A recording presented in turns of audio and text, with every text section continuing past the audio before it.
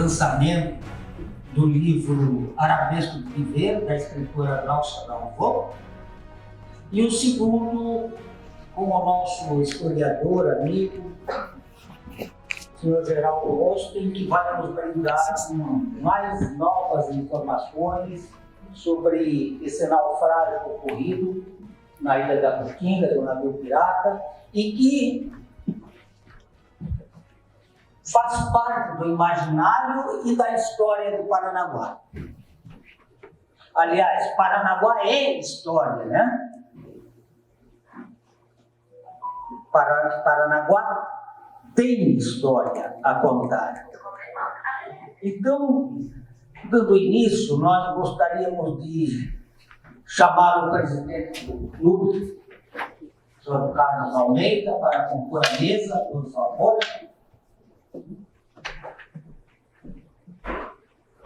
A escritora Glaucia Dalvaux, por favor, nos dê a honra e o prazer. O ilustre apresentador desta noite, senhor Geraldo Osten, por favor, que está acompanhada da sua esposa Denise, e é a segunda vez que ambos nos visitam. Gostaríamos de chamar à mesa também a diretora social, a Letícia Ceci Correia, para abrilhantar esta mesa. Por favor.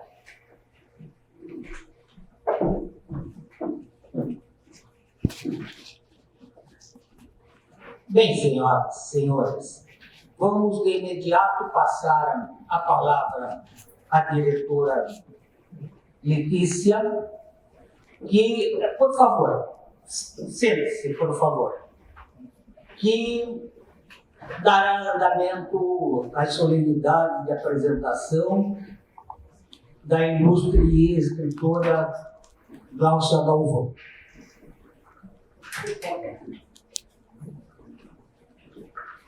Senhoras e senhores, boa noite. É um imenso prazer recebê-los em mais um evento do Clube Literário, cumprimentando o Almeida e estendo meu cumprimento a todos aqui presentes.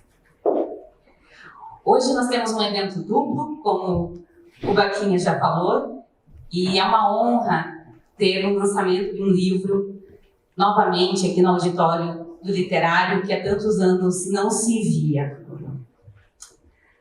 Glaucia nasceu e viveu até a sua adolescência no norte do Paraná e reside em Paranaguá desde 2014. Possui 2 graduações, farmácia, seu ofício atual, e letras português, sua grande paixão. Recentemente foi contemplada no Prêmio Memorial de Vivências, promovido através da Unespar, onde hoje está cursando especialização em estudos literários. Escritora desde a infância, começou a registrar suas produções em 2009, através de um acampamento. No seu prefácio eu li, muito bacana. Não vou dar spoiler, porque vocês vão ler, vão ter a oportunidade de adquirir o livro e ler todos os detalhes dessa história.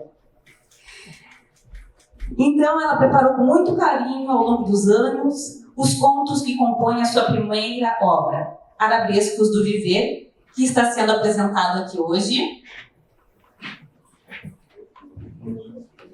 O livro reúne 5 contos que retratam vidas de mulheres com seus cotidianos, enfrentando os dilemas da vida, seus pensamentos e ações que impactam diretamente em situações futuras. Assim como os desenhos arabescos, o movimento anterior define o contorno seguinte. Assim surgiu essa coletânea da Glaucia, Arabescos do Viver. Eu gostaria de ler um trecho para vocês.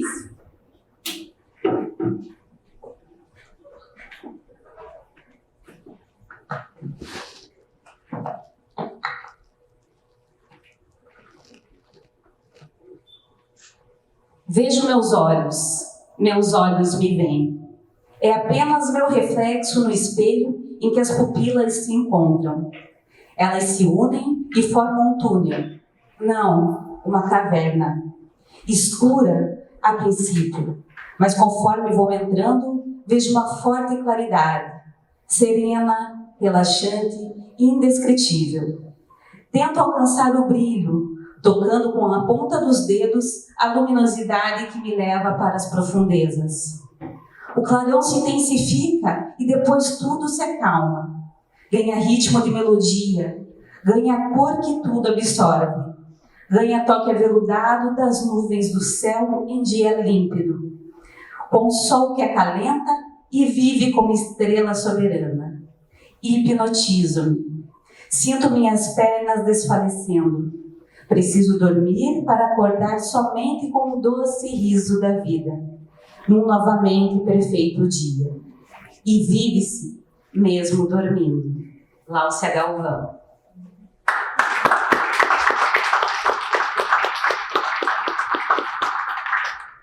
O livro da Gláucia vai poder ser adquirido por vocês durante o intervalo, um pouquinho antes da palestra do Dr. Geraldo e depois também ao fim. Agora eu gostaria de passar a palavra para a Gláucia, falar um pouquinho sobre o livro dela. Muito obrigada. Boa noite a todos. É um prazer enorme estar aqui essa noite, uma noite bem agradável, refrescante, e não está chovendo também, que ajuda um pouco, né? E é um prazer enorme estar aqui hoje, podendo falar um pouquinho do meu trabalho como escritora. Como dito, desde a infância eu escrevo, que é a minha grande paixão mesmo. Então, eu sempre fui muito incentivada por professores, pela minha mãe, que é assim, uma pessoa bastante marcante na minha vida. E ao longo dos anos eu fui produzindo.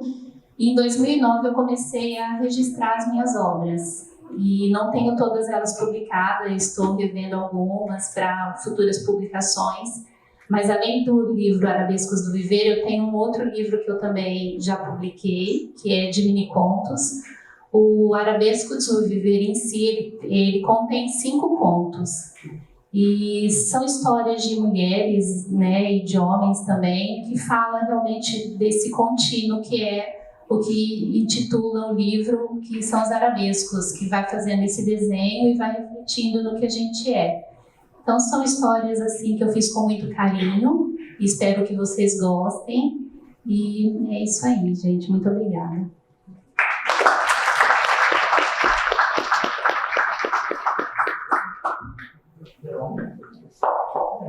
Obrigado, pessoal. Obrigado por terem hoje essa reunião.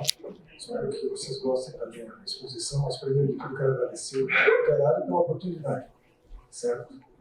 Agradeço também os amigos. Eu vou fazer um agradecimento no final em detalhes, tá? Por favor, não se sintam chateados, eu não vou esquecer ninguém. Mas eu fiz uma boa lista do pessoal, ok? Essa é uma pesquisa de 20 anos sobre a pirâmide, que eu vou apresentar daqui a pouco, e eu espero que vocês gostem. E, infelizmente, eu ainda não fiz o livro. Eu comprei o livro em inglês e agora eu traduzi em português. A minha esposa que colocou essa folha nas minhas mãos. Eu sou escritor com a voz, não tenho esse dom, mas é importante para você que faz o que gosta. A gente chega lá, tá bom?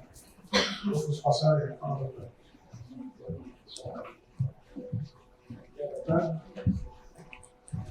Eu só complementando, o valor do livro é R$30.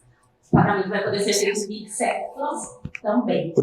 Ok? Vamos deixar para o final, então, para o pessoal adquirir. E agora eu passo a palavra para o José Alexandre e continuar com a condução da cerimônia. Obrigada, boa noite e mais uma vez parabéns, Glaucia, é um prazer tê-la aqui.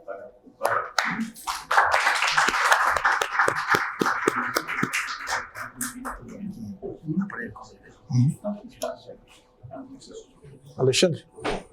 Sim, muito obrigado. Só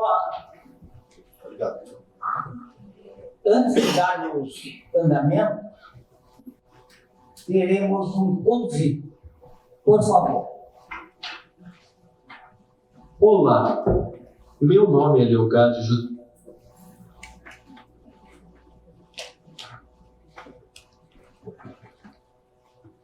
Olá, meu nome é Leocádio José Correia. Graças à tecnologia, posso contar um pouco da nossa história. Quando a província do Paraná se ressentia pela falta de estabelecimentos de ensino, o Clube Literário enveredou para um movimento de difusão cultural, objetivando o aprimoramento intelectual de seus associados e aberto ao público em geral. Apresentei no ano de 1874 um projeto para a criação do curso noturno de preparatórios, compreendendo diversos cursos na sede social do Clube Literário, em conjunto com o Dr. Moura Rezende. Estes cursos preparatórios foram os precursores dos cursos ginasiais. Hoje, sabendo do curso de oratória, fico orgulhoso das sementes lançadas naquela época e seus frutos atuais. Que a ministrante Letícia Correia sinta-se fazendo parte da atmosfera cultural do estimado clube, e que venham sempre ações no sentido de elevar cada vez mais o padrão intelectual da nossa querida cidade.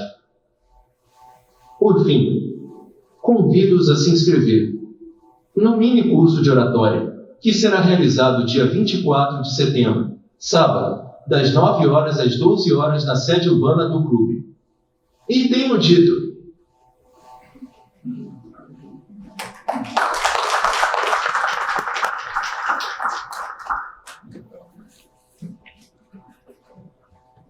Senhores, me permitam registrar a presença da nossa escritora, Kátia Muniz, autora de inúmeros livros, do nosso amigo Cincinnatus Siqueira, que está sempre registrando os eventos nesse clube.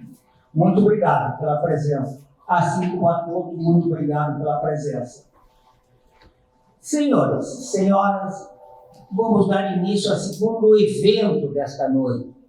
Mas vamos dar a conhecer a quem não o conhece ainda, Geraldo Off, natural de São Francisco do Sul, arqueólogo naval com mestrado em arqueologia, agrimensor marinho, oficial de náutica. Em suas pesquisas, ele participou dos estudos do naufrágio do navio Redentora. Formação acadêmica e doutorado no exterior. Em 23 de dezembro de 2016, ele e sua esposa já estiveram aqui. Nos brindaram com uma palestra naquela oportunidade sobre os naufrágios e o patrimônio histórico. Como foi dito anteriormente, Paranaguá tem história. E uma parte dessa história, quem vai nos apresentar, quem vai nos trazer novas informações, é o palestrante de hoje, a quem solicito uma salva de palmas. Obrigado. Essa palestra é o resultado de uma pesquisa de 20 anos. Ela, na verdade, é uma tese de doutorado, que ainda não está publicada. O Pirata da Ilha da Caatinga, novas descobertas sobre um importante naufrágio no Paraná.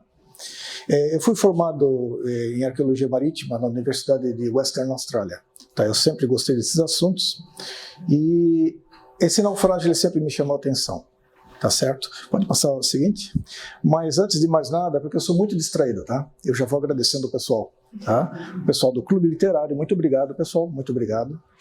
A Marinha do Brasil por ter me ajudado, o Instituto Histórico e Geográfico de Paranaguá, o Instituto Soto de La Torre, do qual eu sou membro, minha esposa Denise e amigos, né? O comandante Vasconcelos, eu não sei se ele vai poder estar aqui hoje, o capitão Pereira, Christophe Paulet, que é um colega meu, arqueólogo francês, Jean Soulin, Alexandre, muito obrigado, Ivan Lapoli, muito obrigado, Júlia Souto, Lisângela, Milton, Gebran, entre tantos outros, tá certo? Bom, agora vamos ao que interessa. Próximo, por favor. Essa apresentação pretende divulgar o verdadeiro nome do Pirata da Caatinga e seu navio, bem como mostrar sua história e arqueologia, propondo novas estratégias para a preservação do naufrágio. Pode passar, por favor? Essa aqui é uma imagem idealizada do naufrágio da Caatinga, como seria o navio. Tá? É como eu consegui descobrir através de algumas pesquisas. Seria um barco de 3 mastros, uma pequena fragata. E é uma embarcação realmente muito bonita, como vocês vão ver. Na verdade, todas as figuras de navios que for mostrar aqui, não pretende representar exatamente o naufrágio, mas eu peguei essas figuras que podiam estar mais próximas possíveis do navio pirata. Continuando, por favor. Então, esse estudo vai ter a parte 1, que vai ser a história, a parte 2, arqueologia, as conclusões e propostas, e a parte 4, discussões ou questões, se houver. Pode passar, por favor? Alguns conceitos básicos. O pirata é um ladrão do mar. Tá certo? Existe uma boa diferença entre o pirata e o corsário. O corsário é um mercenário, é alguém contratado para fazer guerra a um outro país, a um país inimigo. Ambas as atividades são violentas, porém a pirataria é particular, indiscriminada, predatória e parasitária, visando o lucro de organizações criminosas. Então o pirata é um ladrão. Ponto. Não há diferença entre o corsário, digamos, a diferença entre o corsário e o pirata é que o pirata tem uma, vamos dizer assim, ele faz uma empresa particular. Ele é um criminoso, ele está acima da sociedade, ou ele se julga acima da sociedade. Por favor, a próxima. Em níveis de percepção de realidade que a gente usa em história e arqueologia, temos várias aqui. A possibilidade, ou seja, algo é possível de ter acontecido. A probabilidade, eu tenho algumas provas que me levam a acreditar, é subjetivo, me leva a acreditar que isso aconteceu. Altamente provável, as provas, elas confirmam a minha teoria, na maior parte. Além da dúvida razoável, significa o seguinte, é praticamente um fato. E o fato, ele é autoexplicativo, ele é óbvio, muitas vezes ele é difícil de encontrar, mas assim, prestando atenção a gente nota o que é verdade, o que é realidade e o que não é. Por favor, na próxima. Agora a história. Essa parte vocês vão gostar bastante. Próximo, por favor. Piratas, imaginação e realidade. Como o Alexandre falou, a gente tem uma imagem dos piratas. Tá? Essa imagem, nossa, ela foi criada através de escritores. Um deles começa, naturalmente, com Charles Johnson, A Vida dos Mais Notórios Piratas, publicadas em 1724. Quando eu falo piratas aqui, pessoal, são os piratas do Caribe. Tá? Que a pirataria ela é muito antiga, vendida desde os tempos romanos. Mas como o nosso pirata se encaixa, e vocês vão ver na época do Caribe, então eu estou falando que a imaginação e a realidade é referente a esse período da história.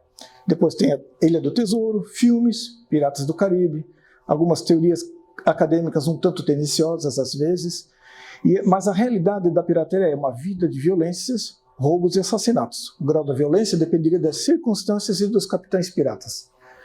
E nós precisamos, para ter vamos dizer assim, o mais próximo ou uma história mais confiável possível, a gente precisa de uma fonte, de preferência uma fonte primária, e a arqueologia, que é uma ciência. Pode passar a próxima, por favor. Essas são algumas das fontes primárias. Algumas. São muitas. Eu tive um trabalho, vamos dizer, como é que eu diria? Foi um trabalho que me ocupou bastante o tempo, mas... vamos dizer, os frutos eles vieram com o tempo, demorou um pouco, tá? Continuando, por favor.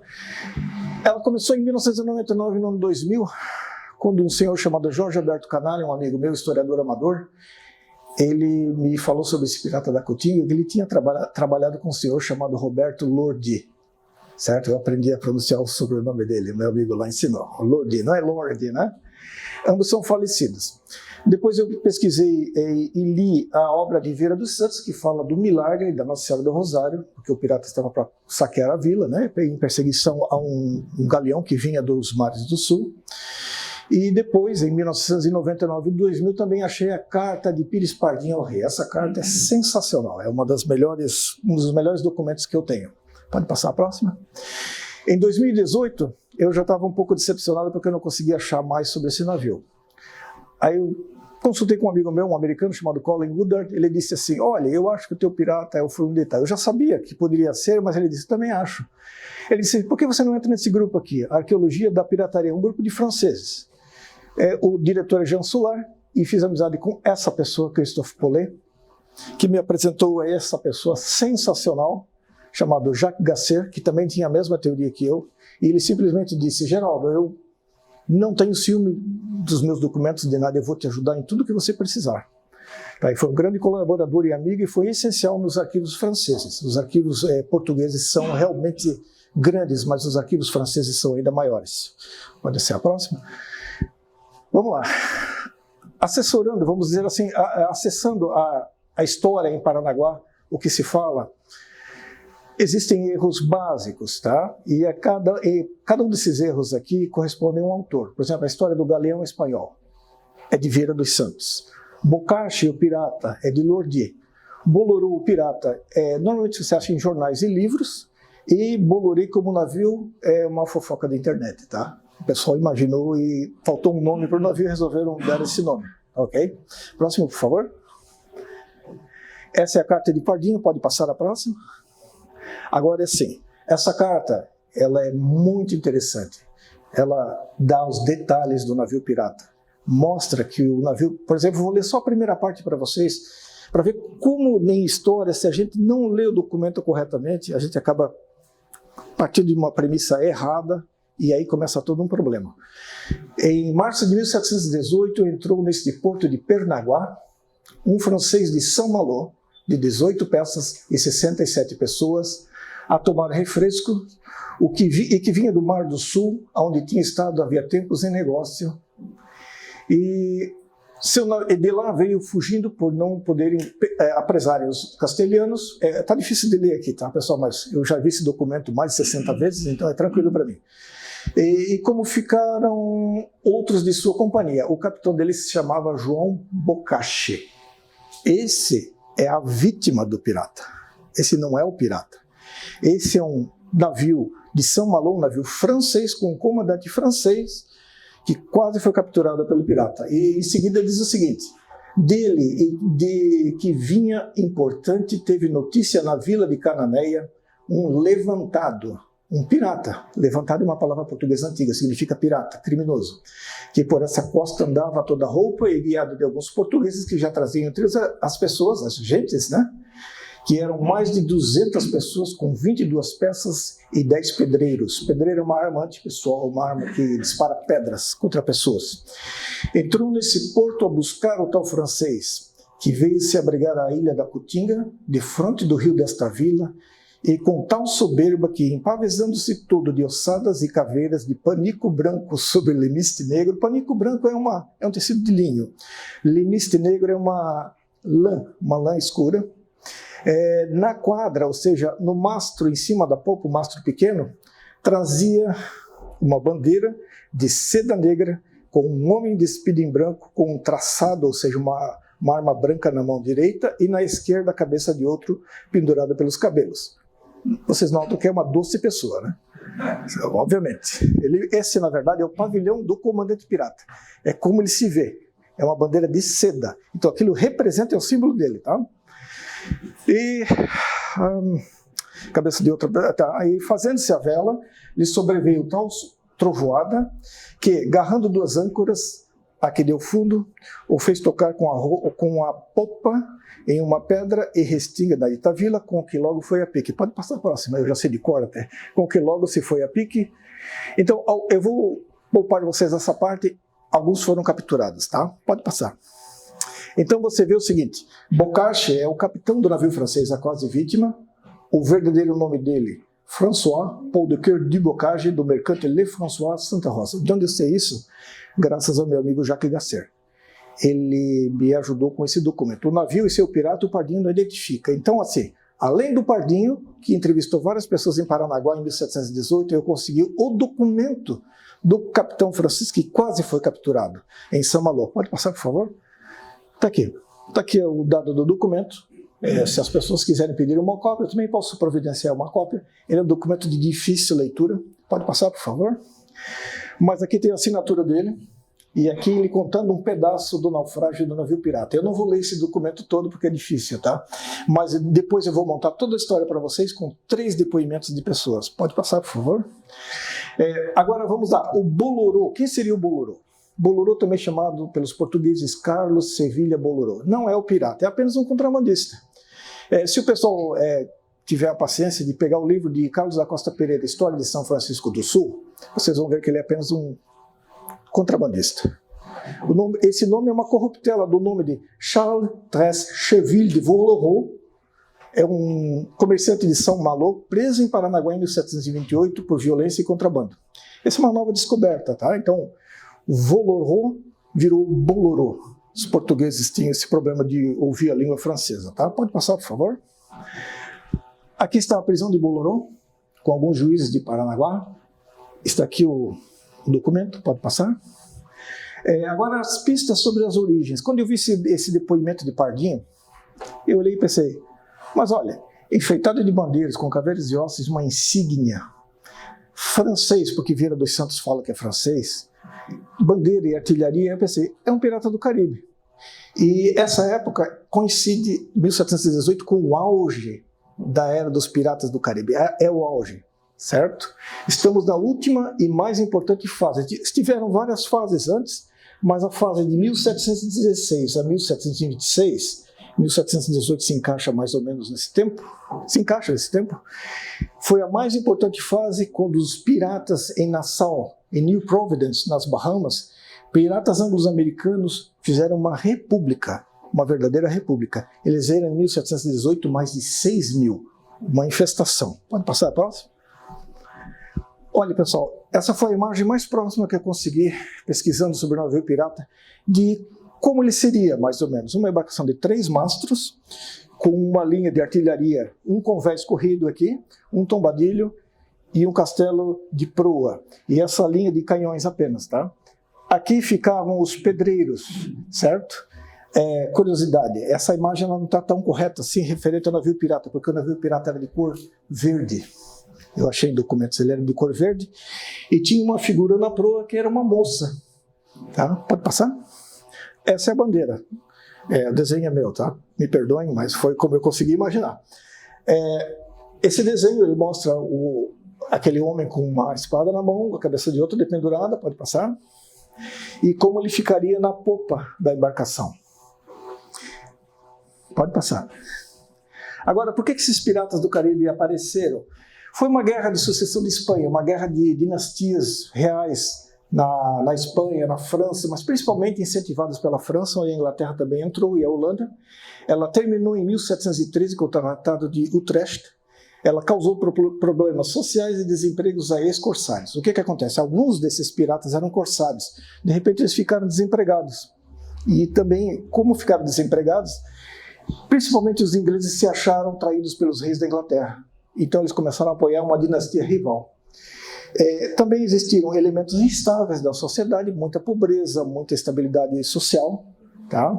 O comércio marítimo se recuperou com bastante riqueza correndo de uma parte a outra do Atlântico, mas com maus tratos a alguns marinheiros. E os marinheiros achavam que, bom, se eu sou maltratado aqui a bordo e ganho essa miséria, por que eu não vou me juntar aos piratas e melhorar a minha vida? Por isso que eles começaram a aumentar em números. Nassau, nas Bahamas, onde era a república, era um lugar abandonado pelas autoridades. E, naturalmente, como todo mundo sabe, onde as autoridades abandonam o lugar, o crime organizado começa a tomar. Era simplesmente uma questão de ocupação de espaços. As marinhas também eram ineficientes, certo? E esses piratas atacaram ambos os lados do Atlântico. Pode passar, por favor? Usando os ventos predominantes, certo? Eles principalmente gostavam, na época certa, de atravessar do Caribe em direção à África e atracar os navios que comerciavam escravos e outras mercadorias. Pode passar. Agora sim, esse pirata, ele me chamou muita atenção, porque nas Bahamas existia o crime organizado por grupos. O principal grupo era The Flying Gang of Nassau, ou The Flying Gang of New Providence, nas Bahamas. Era composto por um tal Hornigold, Charles Vane, Samuel Bellamy, Edward Teach, vulgo Barba Negra. Tá? E um pirata francês faz parte da gangue. Ele é um francês entre ingleses, parece ser assim uma coisa muito estranha, não? O nome desse francês era Olivier Levasseur, de alcunha Labuse, ou Labuse, o pessoal gosta de falar em português Labuse mesmo. Ele era nascido em Calais e tinha idade de 30 anos. Labuse, Olivier Levasseur Labuse, era o nome de guerra dele, era o apelido favorito, significa falcão. Nesta fase, a infestação dos males ainda não tinha tocado fortemente o Brasil, que era a mais rica colônia portuguesa. Produzia muito ouro, talvez o lugar que mais produzia ouro no mundo nessa época. Pode passar, por favor? Bom, aqui temos uma visão da região do Mar do Caribe. Nassau fica lá perto da Flórida. esses piratas estavam congregados naquela cidade, eles levavam os produtos dos roubos. Eles saqueavam toda essa região, porque algumas dessas aqui eram colônias espanholas riquíssimas. Tá? Quando a oportunidade surgia, eles atravessavam para a África. Com o passar do tempo, eles começaram a entrar no Oceano Índico também. E eles costumavam muito se refugiar em ilhas desertas na costa da Colômbia e Venezuela. Pode passar, por favor? Olha, pessoal, eu tentei achar uma foto das Bahamas, de Nassau, mas eu não consegui, porque está todo tomado por especulação imobiliária. Então eu achei essa ilha na região, que é muito bonito, para mostrar como seria um dos refúgios desses piratas. Pode continuar. Labuse. Então ele tinha várias variações nesse apelido em documentos. Tá? Ele começa a carreira no navio Le Postillon, que ele tomou no motim. Ele era um marinheiro mercante, ele se amotinou por volta de 1715. E aqui é importante, pessoal, para vocês entenderem. Ele costumava usar nomes falsos. Um deles era Louis de Bourg. Ele trabalha com o príncipe dos piratas Samuel Bellamy. Depois ele troca o Le Postillon por um novo navio de 22 canhões, que ele ostenta em New Providence por volta de maio de 1717. Agora que vem, por volta, vamos dizer, de junho e julho de 1717, ele some dos registros. Ninguém acha mais nada sobre ele. Ele saqueou, roubou. Ele somente reaparece um ano depois, por volta de um ano depois, em junho de 1718, quando quase é capturado pelo navio de guerra HMS Scarborough, comandado pelo capitão Hume. Pode voltar? Essa aqui seria uma imaginação. Tá? Não existe não existe pinturas de um pirata, não existe ilustração de um pirata. Apenas uma de um pirata que eu conheço, que eu vou apresentar no final. Então, assim, eu gosto de imaginar que Labuse seria uma figura assim, tá certo? Pode passar? Só que, assim, um tal Louis de Bourg, que tem uma escrita diferente, em agosto de 1718, esse misterioso pirata chamado Louis de Bourg, comandando um navio chamado La Louise, de La Rochelle, ou Rochefort, uma fragata mercante roubada na quarta-feira de cinzas de 1717, ele aparece na costa do Canadá. Possui 22 canhões e 100 homens e é anotado na costa da Terra Nova, roubando navios mercantes e barcos de pesca de bacalhau. Esse tal de Bourg rouba ou atrai tripulantes dizendo que pretende completar uma tripulação de 200 homens. Diz que vai ao Brasil fazer fortuna. Então ele é uma pessoa que tem um alto poder de convencer pessoas. Ele parece ser Labuse por causa do nome dele, porque é parecido com um dos nomes falsos de Labuse. Pode continuar?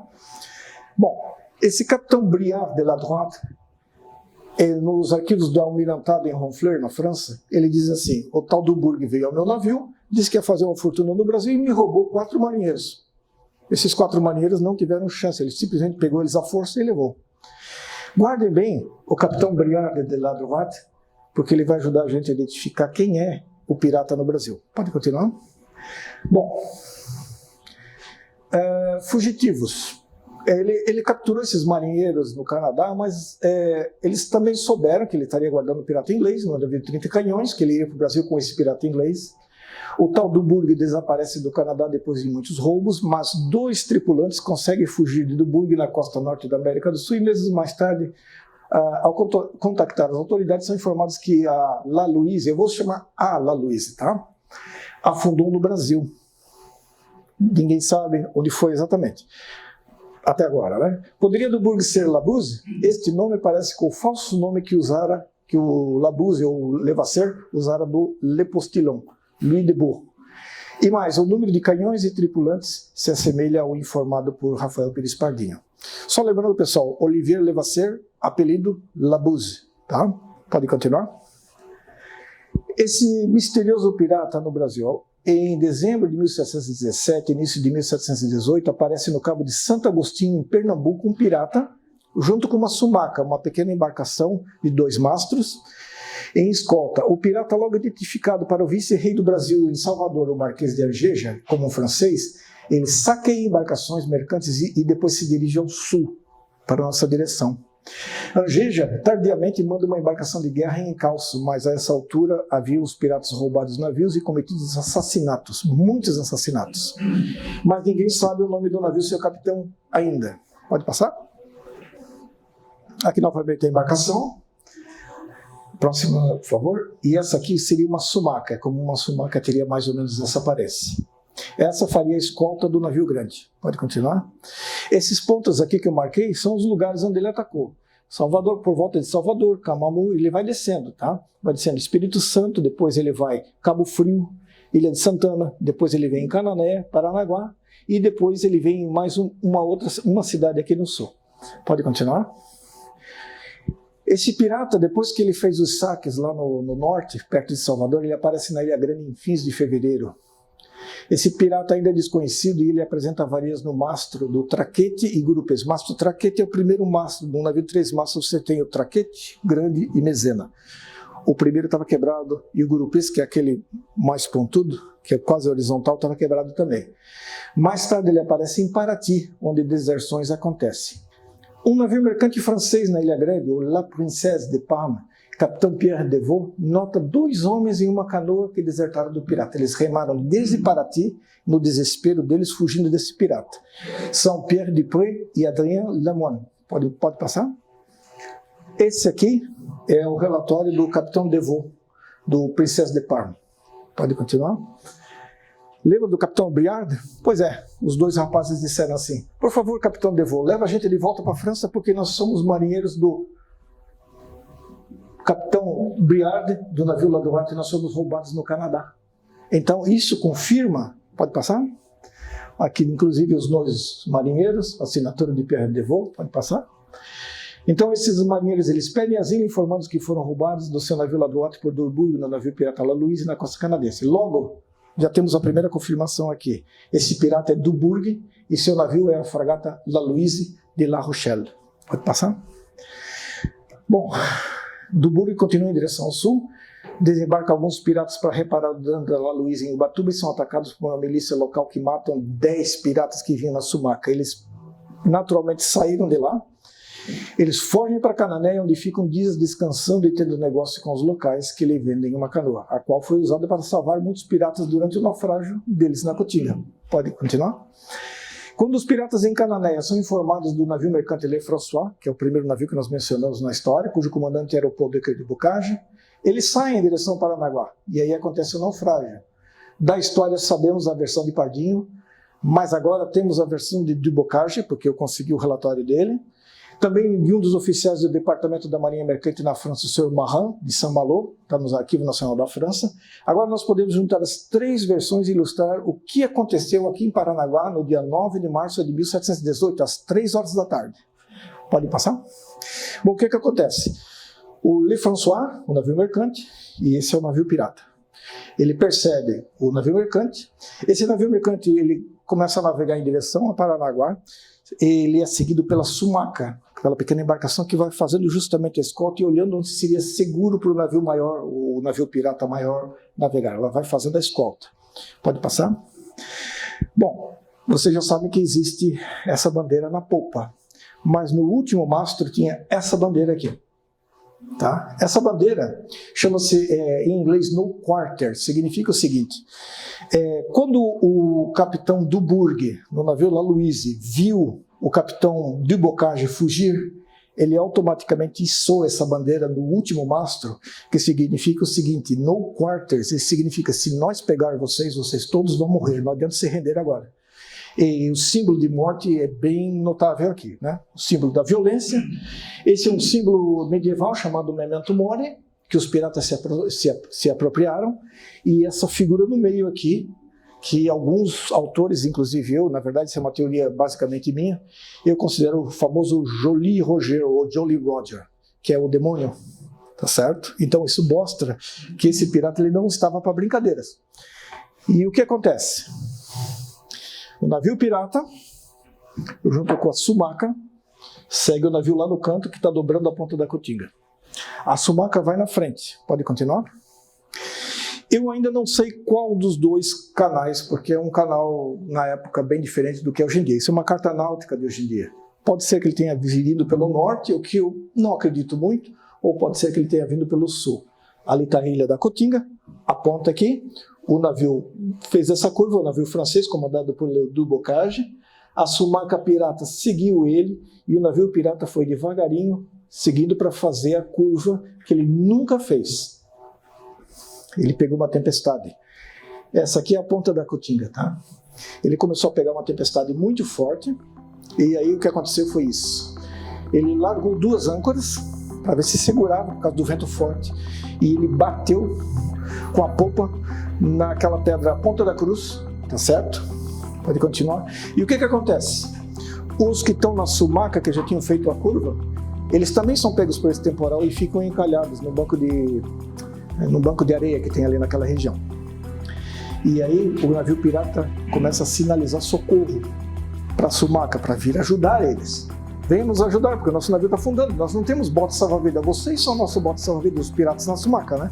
Então os piratas na sumaca vêm, desencalham a sumaca e vêm atrás do navio, e aí acontece uma coisa incrível. Quando os dois encostam e começam a fazer o transbordo de pessoas, de piratas, né? E de carga, os 2 mastros se entrelaçam e os 2 navios estão indo para as profundezas. E o que os piratas na sumaca, no barquinho menor, fazem? Eles sobem no mastro, cortam tudo que pode para desvencilhar, exato, desculpe, tá, pessoal? Desculpe, às vezes me falta. Para desvencilhar um do outro, e o pirata grande afunda. O pequeno sobe, e o que acontece? Agora vem a parte melhor. O capitão de bocage, ele olha de uma bem privilegiada, aqui quase na frente do Yacht Club, quase um pouquinho para lá, ele consegue ver o afundamento do grandão. E ele vê a sumaca indo em direção. Ele tem uma posição privilegiada para ver o naufrágio. Aí ele pensou, o grandão naufragou, agora é a nossa vez. Ele é um navio mercante, armado. Vamos atrás dos piratas. Aí ele vai em direção aos piratas, os piratas, mais ou menos 100 piratas, entram nessa sumaca e voam em direção ao fundo da baía, com o navio mercante no encalço deles. E só que o capitão de bocage, ele diz o seguinte, o vento era contrário e essa embarcação deles era muito ágil, a gente não conseguiu pegá-los. Eles ficaram a uma certa distância. Bom, o que acontece em seguida? O que acontece em seguida é bastante interessante. De bocage ele volta para Paranaguá e ele nota que os piratas ficam mais ou menos 2 dias no fundo da baía aqui ainda. Provavelmente dizendo o que eles vão fazer. Eles não têm noção do que fazer, né? Bom, eles se salvaram, alguns piratas se salvaram indo para Cotinga, mas ficaram a ver navios e são capturados, tá? Pelo menos um pirata de origem africana se salva e fica escondido na Cotinga por anos. E as cavernas naquela ilha são sítios arqueológicos importantes. Então, não existe ouro dos piratas na Cotinga. Eles fugiram do capitão de bocage apressadamente. Vocês percebem? Imagine, o navio deles afundou, eles embarcaram na sumaca apressadamente, fugindo do navio mercante francês. Mas espera aí, eu vou voltar na Cotinga para enterrar meu ouro. Não dá, né? Então não aconteceu isso. Pode continuar? Então eles ficam a ver navios por algum tempo, até alguns dos portugueses capturarem, e aquele escravo de origem africana, ele fica por anos escondido lá. Pode voltar um pouquinho só? O próximo, por favor. Bom, o governador de São Paulo informa que os sobreviventes, aproximadamente 80, eu gosto de dizer 100, foram a São Francisco do Sul, na Sumaca, os piratas sobreviventes, onde roubaram uma pequena embarcação com mantimentos, voltam para Cananéia, onde são acolhidos e velejam para o norte. O pessoal de Cananéia não vai gostar dessa exposição, obviamente, eles vão ficar meio bravos comigo, né? Mas realmente o pessoal de Cananéia tiveram um negócio com esse navio pirata. Alguns piratas desertam em Santos, eles continuam o saque de pequenas embarcações até roubarem um pequeno navio mercante na altura de Camamu, perto de Salvador. E são vistos última vez no Brasil, ao largo da Bahia, ao largo de Salvador, né? Em 13 de maio de 1718. Os guardas da Fortaleza de Santo Antônio, em Salvador, eles notam 2 embarcações depois de uma chuvarada indo em direção ao norte. E dali eles somem na nossa história, os sobreviventes, né? Então você vê, esse naufrágio ele teve cerca de 80 até 100 piratas afogados aqui na Cotinga. Pode continuar? Agora, olha o que acontece. Bem mais para o norte, além do Brasil, na costa da Venezuela, em 13 de junho, de acordo com o diário de bordo, o capitão Hilme, do HMS Scarborough, nota uma embarcação pirata chamada Blanco, uma pequena embarcação, ao largo da ilha La Blanquilla, na Venezuela. No seu diário, ele nota que quase capturou o pirata francês Erlebeur, que vinha com o navio Blanco roubado do Brasil, né? Roubado no Brasil. Abandonando Blanco, os piratas em número de 60 fogem em um barco menor deixando alguns dos seus colegas, inclusive um médico de bordo. O navio pirata também tinha médicos, tá? Que era o pobre Dr. Gachet. O tal Elibert fugiu, embarcando grande quantidade de ouro e prata. Aí, tempos mais tarde, segundo um oficial da Martinica, em carta ao seu rei, o Dr. Gachet tinha sido roubado com o navio La Louise ao sair da Martinica na quaresma de 1717. Pode continuar? Perdão. Esse é o diário de bordo do Capitão Hume, eu consegui com o almirantado. Continuando. Aqui, olha só. Anos depois, o Capitão Patterson, não é Patterson, é Patterson mesmo, tá? Capitão do navio Solid em Dunkerque, ele foi roubado por um pirata chamado Lebert. Aí ele diz assim, é um nome de guerra e o nome de família é Olivier Levasseur. Isso confirma que Lebert é Olivier Levasseur, que é Labuse, tá certo? E para confirmar ainda mais, olha só, pode passar a próxima? A corte do almirantado inglês relata que o pirata francês Louis Lebourg embarcou no barco menor com pistolas, mosquetes e espadas e fugiu com grande quantidade de ouro e prata. De onde vem tanto ouro e prata? Boa pergunta, né? O Boston New Letter, de 28 de julho de 1718, também anuncia que Labuse esteve no Brasil e capturou Blanco. The Weekly Journal and British Gazette, ele diz que em 4 de outubro de 1718, informa que em maio, tá? Labuse esteve no Brasil roubando e que fugiram do HMS Scarborough com abundância de baús, ambos com ouro e prata. Sabemos que Louis de Bourg é um nome falso usado quando Levasseur comandou Le Postillon. Pode passar a próxima? Logo, o pirata da Cotinga é Olivier Levasseur, de apelido Labuse, agindo sob o falso nome Louis de Bourg, versão anglicizada de Louis de Bourg, e seu navio é a fragata La Louise de La Rochelle, roubada na quaresma de 1717. Essa é a verdadeira identidade do navio que está aqui na Cotinga. Pode passar a próxima? Levasseur, ou Labuse, desaparece naquele ano dos registros, e naquele mesmo ano, um perdão foi dado aos piratas que se rendessem tanto pelos reis da Inglaterra como da França. E sem se render, Labuse desaparece dos registros, só aparecendo novamente na África em 1719. Em 1720, vai para Madagascar e comanda outros navios entre muitas peripécias. Depois de ser capturado em 1730, foi executado na Ilha Reunião, naquele mesmo ano, né? E como no Brasil, ele deixa lendas de ouro naquela região, para desespero de donos de propriedade daquelas ilhas que têm seus terrenos invadidos e esburacados por caçadores de tesouro. A próxima. E esse é o túmulo dele, o suposto túmulo dele. Aqui, na verdade, o que foi confirmado é uma mocinha está enterrada aqui, ela morreu em 1828. O pessoal talvez tenha montado alguma coisa para dizer que era o túmulo do pirata Labuse para atrair turistas, tá? Aquela caveira e ossos ali não é um símbolo exclusivo dos piratas, mas sim um símbolo, como eu falei, memento mori, que foi apropriado pelos piratas. Mas é interessante mesmo assim. Continuando. Então essa ilha é Reunião, onde ele foi morto. A próxima. Agora a parte de arqueologia, vocês querem descansar um pouquinho ou tá bom? Pode continuar? Arqueologia. Denise, o tempo.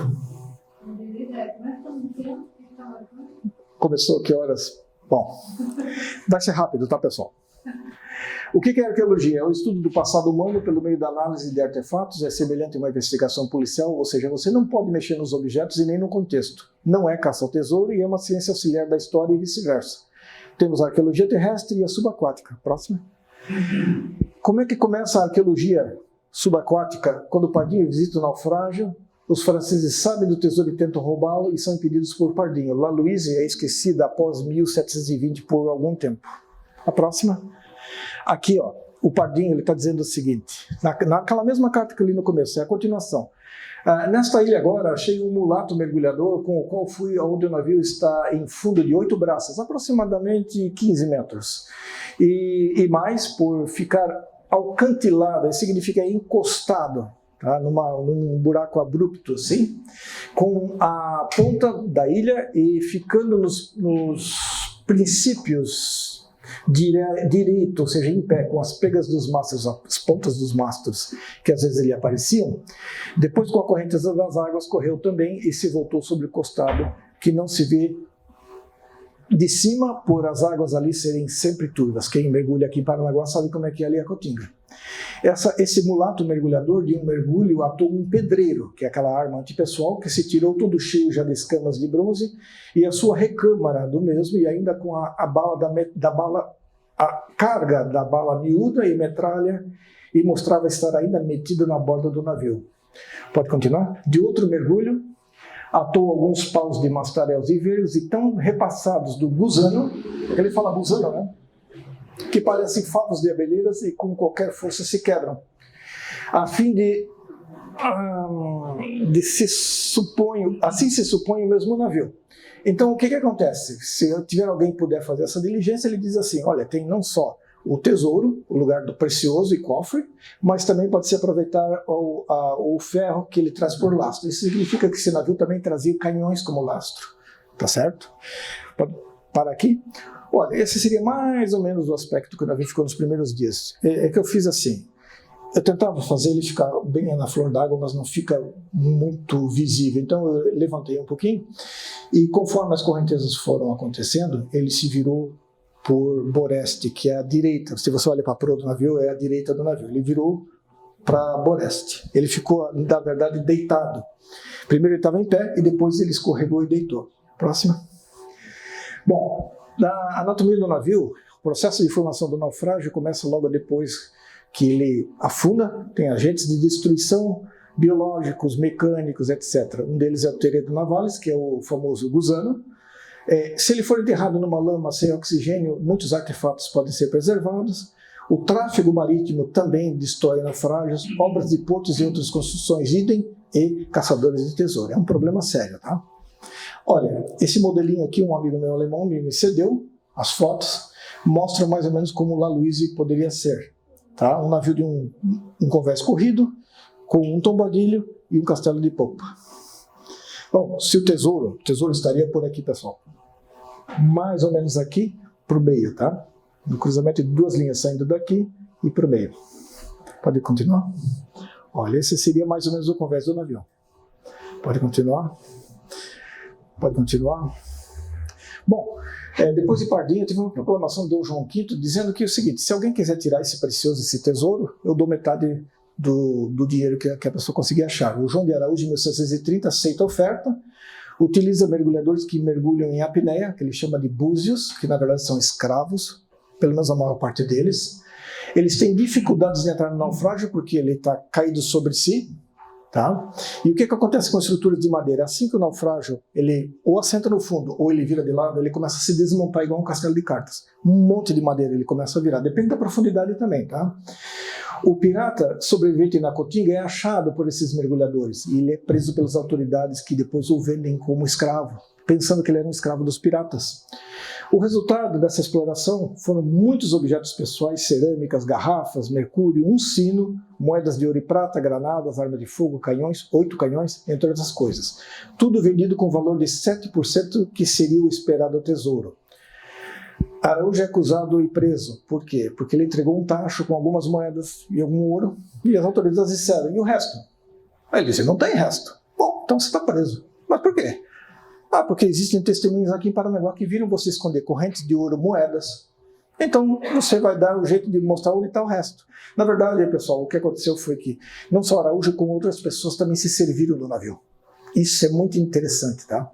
Eles foram mergulhando e tirando objetos e provavelmente tiraram algumas moedas, mas Araújo tirou a maior parte, tá? O naufrágio é esquecido por muitas gerações até... Vamos dizer, aqui tem uma lista dos objetos encontrados no pirata, aí vocês me perguntam, quanto que valia o tesouro do pirata? Eu peguei os 200 mil cruzados e transformei em reais. Não o real de agora, o real antigo, ou réis que eles chamam, né? Em moedas de ouro. Daria aproximadamente o equivalente hoje em dia a 240 quilos de ouro. Em ouro. O tesouro era ouro, prata, peças, etc. Né? E o que dá, segundo meus cálculos, entre 12 e 13 milhões de dólares. E os caras conseguem apenas, vendendo esses objetos, conseguem apenas 7% desse valor, o que foi um bom negócio ainda para eles. Pode continuar? Bom, esse é o trabalho dos mergulhadores do Araújo. Ó. Esses homens mergulhavam na apneia, que é um tipo de mergulho muito perigoso, que causa, muitas vezes, mesmo em águas muito rasas, morte por apagamento.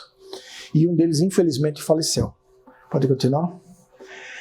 Agora temos a expedição que todo mundo conhece, que é a expedição de Fernando Bittencourt, Roberto Lordi, 1963 até cerca de 1972. Miralles, o mergulhador espanhol, é o descobridor do naufrágio, Emílio Brunato, um dos patrocinadores. Eles também têm alguma ajuda do governador Ney Braga, da administração do Porto e da Marinha do Brasil, que por um tempo cede uma embarcação para eles, depois eles arrumam uma balsa. Participaram, algumas dessas pessoas eu conheço, Acir Bezerra, Rogério e Jacques Persson, mergulhadores, Janguito, Magafá, eu quero até perguntar para o pessoal aqui de Paranaguá, eu não consegui achar o nome Magafá, se vocês conhecerem, ouvirem falar, porque eu só consegui o apelido dele, tá? Magafá. Nelson Inácio, Eulálio Rodrigues, Natanael Coral, Noel Pedro de Bastos, que eu entrevistei, tive o prazer de entrevistar 3 semanas atrás, Jacó Gossen, que é um mergulhador, ele não tinha os 3 dedos da mão, ele era conhecido como Capitão Gancho, tá? E Deonal Mendonça, entre muitos outros. Que equipamento eles usaram? No começo eles usaram o escafandro pesado, aquele com capacete. Depois, com o tempo, eles começaram a usar aqualung com narguilé, com uma bomba, né? E os métodos? Método nenhum. Simplesmente vai tirando com um sugador, como um aspirador de pó debaixo d'água, com uma bomba, vai tirando a lama e catando os objetos que estão expostos. Aí mergulhadores em aqualung, como por exemplo a Acir Bezerra, ele vai lá e pega os pequenos objetos, enquanto Miralles faz o trabalho mais pesado, de revirar, tirar estruturas, etc. Pode continuar? Aqui estão o seu Lordi, o seu Bittencourt. As outras pessoas, infelizmente, eu não conheço. Essa foto foi gentilmente cedida pelo Instituto Histórico e Geográfico de Paranaguá, tá? Pode continuar? O resultado não foi o esperado. São 29 canhões de ferro de vários tamanhos e em vários estados. Tanto é que alguns foram usados como lastro. Um pedreiro de bronze, 2 imagens religiosas, pedra de mó, um totem da Jamaica, cachimbos de argila, compassas de navegação, um castiçal de bronze e algumas moedas. Pelo menos uma em ouro, 4 mil réis, conhecida como moedor. Pode continuar? Essa aqui não é original, tá, pessoal? Essa aqui é de 1717, mas a moeda que eles tiraram que o seu Lordi tirou do navio, ela tinha data 1714, tinha também R, significa que ela foi cunhada no Rio de Janeiro. Essa é a Cruz da Ordem de Cristo, né, o símbolo, e aqui dizendo Dom João, rei de Portugal, pela graça de Deus e etc, né? E aqui as 5 chagas de Cristo. Essa moeda é altamente simbólica do direito divino dos reis que eram católicos, tá? Pode continuar? Essa moeda tem 3 centímetros de diâmetro. E mais resultados é uma caneca de estanho, um vaso de barro, polias de mastros, ossos de animais e uma mandíbula humana. Balas de mosquete e pistola, balas de canhão, partes de talheres, parte de mosquetes e pistolas e um sino pesando 15 quilos. Se alguém souber desse sino, por favor, me avisem, tá? Gostaria de saber para poder justamente identificar o navio, é importante porque às vezes tem o nome do navio. Pode continuar? Aqui o seu Miralles, mergulhando. Pode continuar? Essa é a balsa que eles usavam nas últimas fases. Por volta de novembro de 1963, eles começaram a usar essa balsa. Pode continuar? E aqui, ó, é uma visão um tanto idealizada do que acontecia na Cotinga. O seu Miralles trabalhando lá embaixo no naufrágio e o pessoal na balsa lá em cima. Pode continuar. Novamente, a imprensa tratou de divulgar, né, com manchetes sensacionais. Todo mundo esperava pelo ouro, todo mundo esperava pelo ouro, mas o ouro sumiu. Mas os objetos são muito interessantes. Pode continuar. Esse é o famoso pedreiro. É uma arma de recâmara. Uma das recâmaras é essa aqui. Ele encaixa como um Mauser atrás, tá? Aqui é um sino. Pode continuar. Ó, esse aqui eu achei num leilão. Claro que eu não comprei, porque eu não tenho todo esse dinheiro. Mas é uma peça semelhante, ó. A recâmara, que já vem com a carga explosiva, né? E com as balas junto. É como um caneco de chope. O seu Acir Bezerra, o mergulhador, falou que ele disse assim, nós achamos 2, o que ele pensou que eram 2 canecos de chope, na verdade é a recâmara com as balas e a pólvora.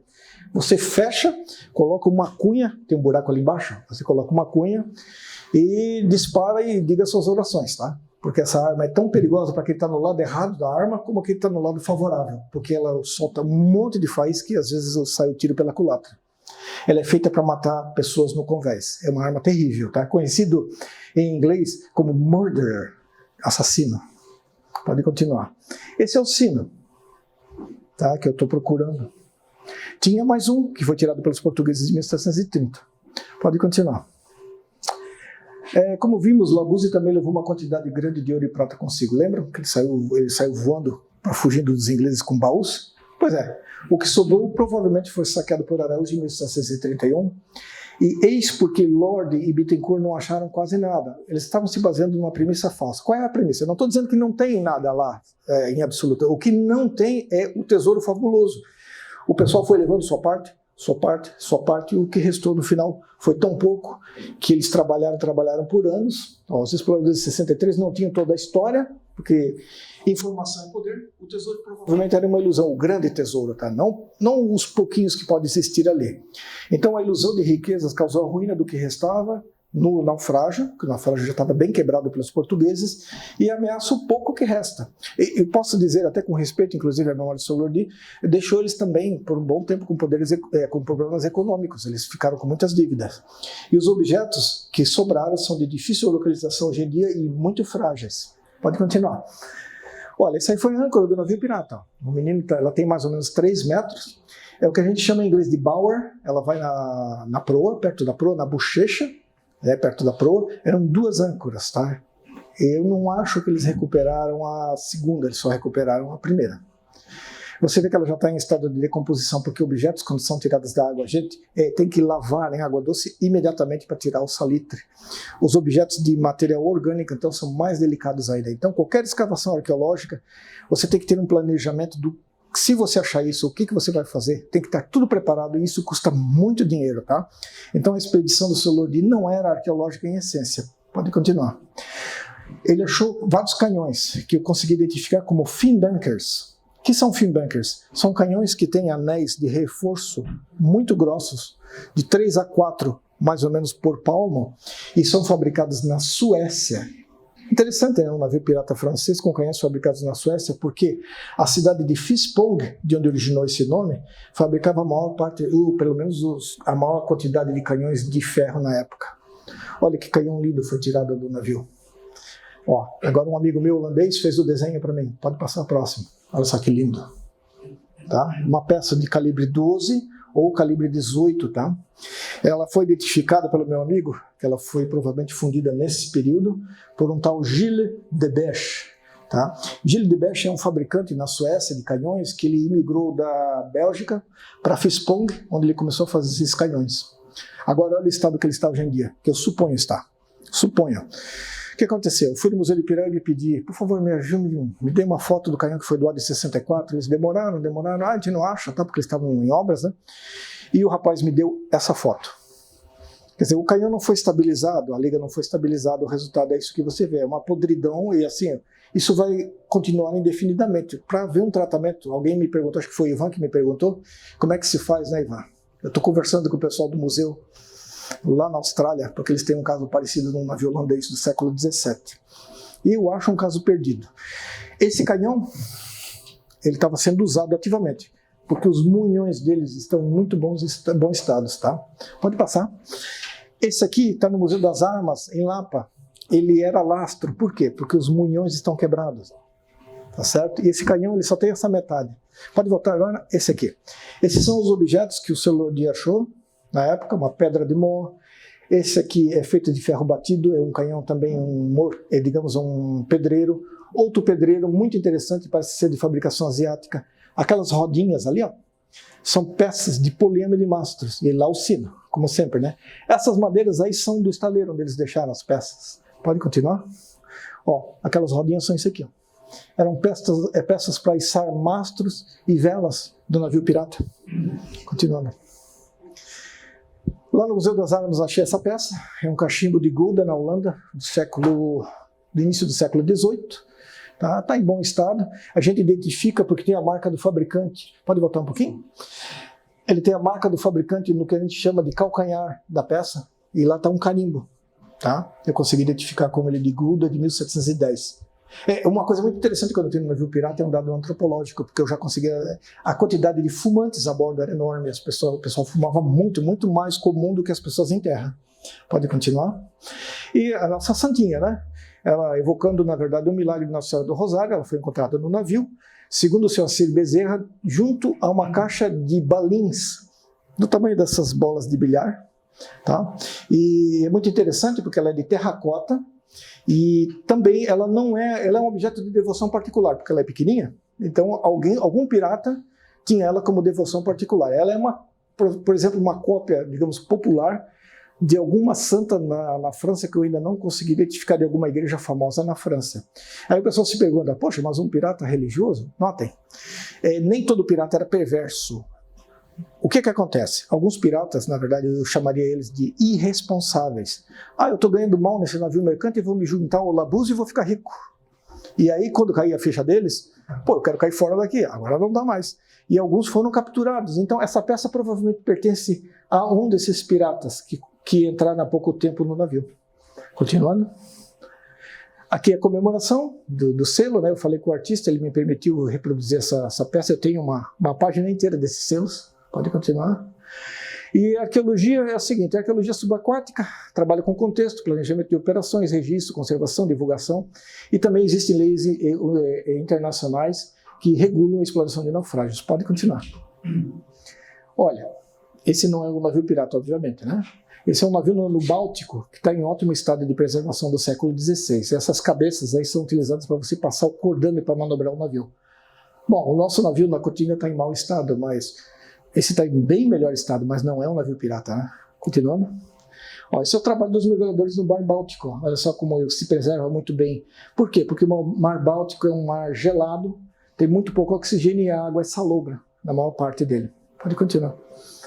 Então, no Brasil, duas pessoas, Almarante e Camargo, na sua obra Arqueologia Subaquática Brasileira, porque o país aproveita mal sua capacidade científica, nos informam que a arqueologia subaquática começou em meados dos anos 70 no sítio do naufrágio do Santíssimo Sacramento. Somente na década de 90 a ciência se torna desenvolvida. O que aconteceu em 63? Eu estou longe de criticar o pessoal porque eu conheci algumas dessas pessoas e eu respeito muito a memória deles. O que aconteceu foi o seguinte, o naufrágio, a exploração em 63 foi legal, só que eles não eram profissionais. Então, assim, é a mesma coisa que eu tentar ser um médico. Eu vou fazer uma besteira. Vai acontecer um problema. Então, a exploração, embora fosse legal, a expedição de 63, ela revela visões defeituosas sobre naufrágios, ou seja, naufrágios são lugares onde eu posso tirar peças, tesouros.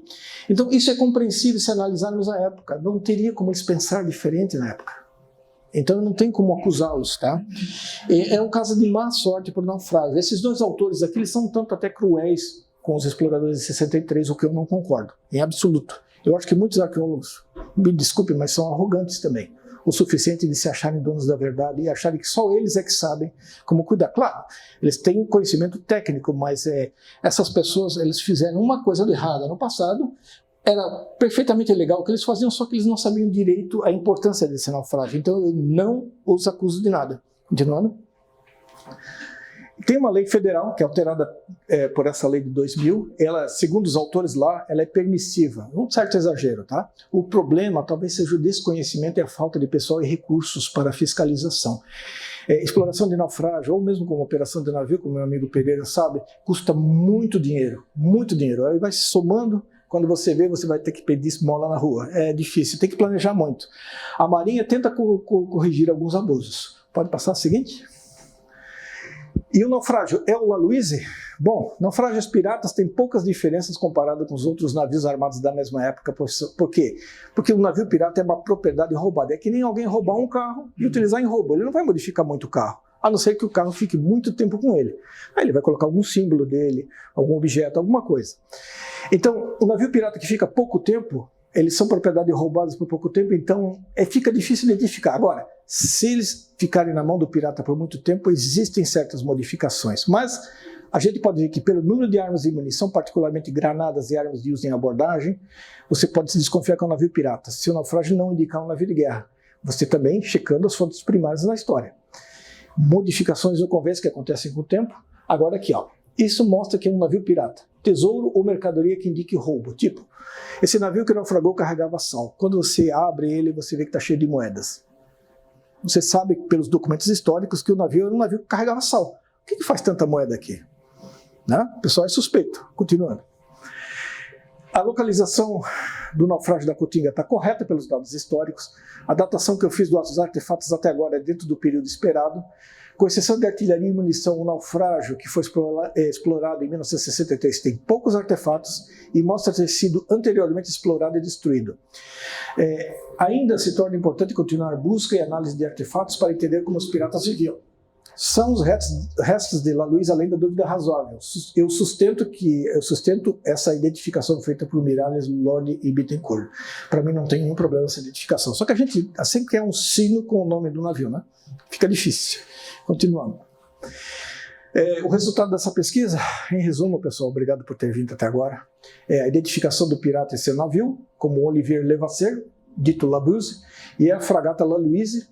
Houve a correção de erros históricos, a história dos piratas é mais completa e num contexto.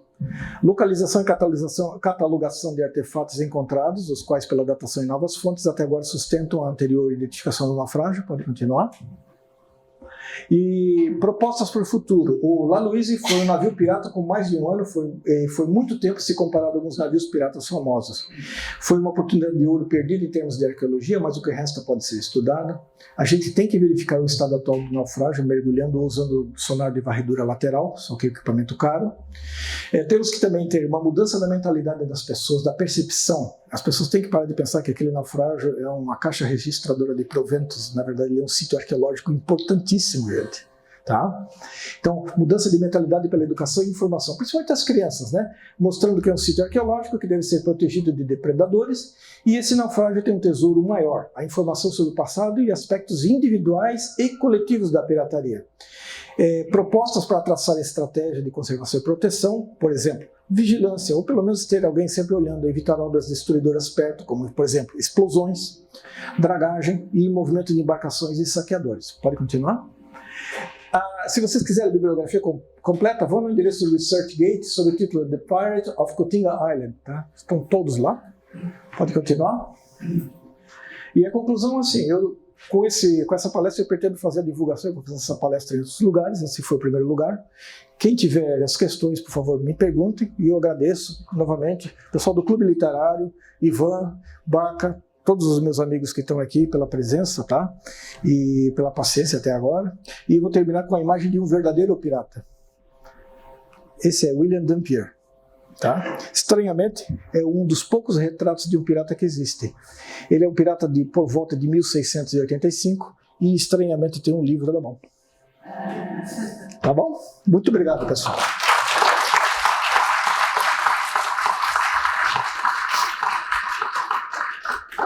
Quem tiver pergunta, por favor, fique à vontade, tá? Diga lá, Pereira. Qual seria o comprimento dessa embarcação? Por volta de 30 metros.